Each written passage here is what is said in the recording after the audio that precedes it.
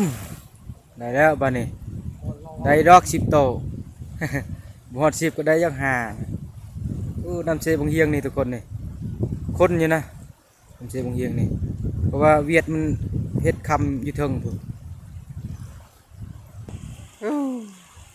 ครับธรรมชาติแคมเชนี่คัก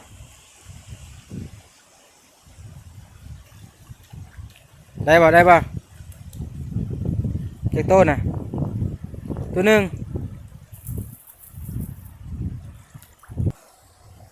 นี่น้ำเชบงเฮียนปีนี้มันจะไป2 ทางนะทุกคนนี่เบื้องนี้ก็แม่นนี่แล้วก็เบื้องตัวนี้อีกนี่เชบงเฮียนนี่มันจะเปลี่ยนทิศไปเลยทุกคนเพราะว่าฝนตกหนักนะ